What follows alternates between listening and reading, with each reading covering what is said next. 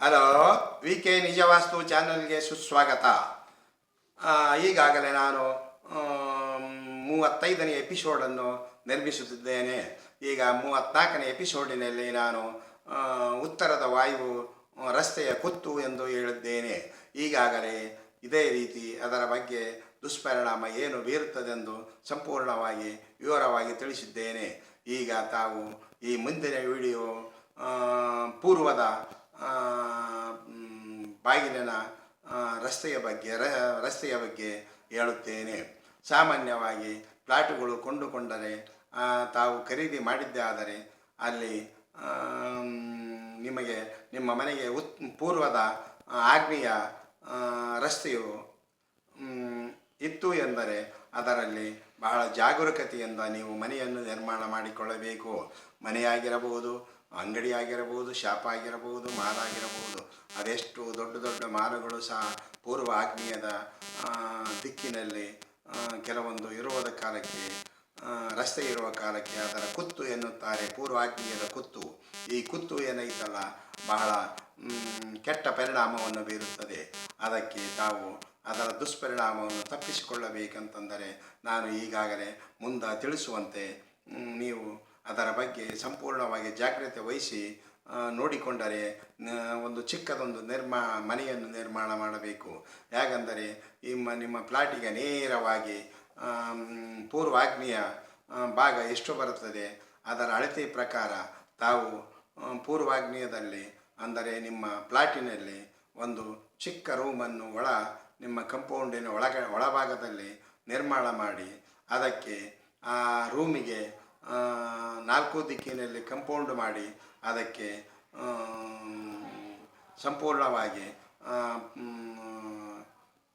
ಪೂರ್ವದ ಈಶಾನ್ಯ ಬಾಗಿಲು ಅಂತ ಅನ್ನಿಸ್ತದೆ. ಅಲ್ಲಿ ಆ ಪೂರ್ವದ ಈಶಾನ್ಯ ಬಾಗಿಲು ಆ ಮಳಿಗೆಗೆ ಕುಂದಿರಿಸಿದ್ದರೆ ಅದು ಆವಾಗ ತಮ್ಮ ಆ ರೂಮು ಏನಾಗುತ್ತದೆ ಅಂತಂದರೆ ಪೂರ್ವ ಈಶಾನ್ಯದ ನಡಿಗೆ ಆಗುತ್ತದೆ. ಯಾವುದು ಚಿಕ್ಕ ರೂಮು ಅದು ನೀವು ಮಾರಾಟ ಮಾಡಬಹುದು ಅಥವಾ ನೀವೇ ಉಳಿಸಿಕೊಂಡರೂ ಪರವಾಗಿಲ್ಲ. ಆದರೆ ನಿಮ್ಮ ನಡಿಗೆ ಮಾತ್ರ ಆ ಮನೆಯ ಒಳಭಾಗದಿಂದ ನಡಿಗೆ ಇರಬಾರದು.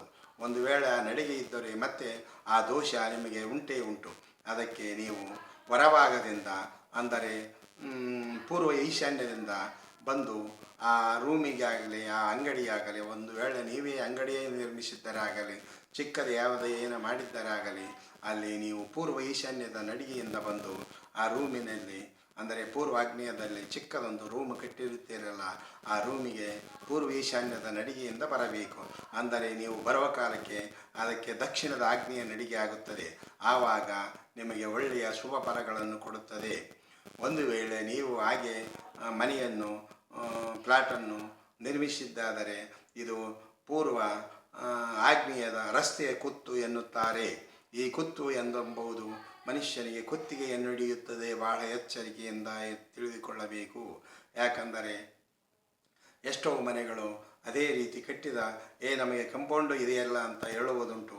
ಯಾವೇ ಕಂಪೌಂಡು ಕಟ್ಟಿದರೂ ಏನೇ ಕಟ್ಟಿದರೂ ಅದರ ದುಷ್ಪರಿಣಾಮ ಬೀರುವುದಂತೂ ಬಿಡುವುದೇ ಇಲ್ಲ. ಅದಕ್ಕೆ ತಾವು ಬಹಳ ಎಚ್ಚರಿಕೆಯಿಂದ ಇಂಥ ಒಂದು ಚಿಕ್ಕ ಪೂರ್ವಾಗ್ನೇಯದ ಭಾಗದಲ್ಲಿ ಅಂದರೆ ನಿಮ್ಮ ಸ್ಥಳದಲ್ಲಿ ಒಂದು ಪೂರ್ವಾಗ್ನೇಯದಲ್ಲಿ ಒಂದು ಚಿಕ್ಕ ರೂಮನ್ನು ನಿರ್ಮಿಸಿ ಅದಕ್ಕೆ ಕಂಪೌಂಡನ್ನು ಕಟ್ಟಿ ತಾವು ಅದನ್ನು ಇತರರಿಗಾಗಲಿ ಅಥವಾ ಬೇರೆಯವರಿಗಾಗಲಿ ಮಾರಾಟ ಮಾಡಿದರಂತೂ ನಿಮಗೆ ಅಲ್ಲಿ ಸಂಪೂರ್ಣವಾದ ದೋಷಮುಕ್ತವಾಗುತ್ತದೆ. ಆದರೆ ಒಂದು ವೇಳೆ ನೀವು ಮಾರಲಿಕ್ಕೆ ಆಗದಿದ್ದರೆ ಇತರರಿಗೆ ಬಾಡಿಗೆ ಕೊಟ್ಟರೆ ಅಲ್ಲಿ ವಾಸಿಸುವವರು ಬಹಳ ಚೆನ್ನಾಗಿ ಬದುಕನ್ನು ಕಟ್ಟಿಕೊಳ್ಳುತ್ತಾರೆ. ಯಾಕಂದರೆ ಆ ರಸ್ತೆ ಅವರಿಗೆ ಈಶಾನ್ಯವಾಗುತ್ತದೆ, ಪೂರ್ವ ಈಶಾನ್ಯವಾಗುತ್ತದೆ. ಆವಾಗ ಅದರ ನೋಟದಲ್ಲಿ ಪೂರ್ವ ಈಶಾನ್ಯದ ನೋಟದಲ್ಲಿ ಅಲ್ಲಿ ವಾಸಿಸುವವರು ಸಹ ಅವರಿಗೆ ಯಾವ ಥರದ ದೋಷಗಳು ಇರುವುದಿಲ್ಲ ಎಂದು ನಾನು ಹೇಳುತ್ತೇನೆ. ಇದು ಪೂರ್ವ ಈಶಾನ್ಯದ ಸಂಪೂರ್ಣವಾದ ರಸ್ತೆಯ ಕುತ್ತುವಿನ ಬಗ್ಗೆ ಮಾಹಿತಿಯನ್ನು ಹೇಳಿದ್ದೇನೆ. ಈಗ ನಮ್ಮ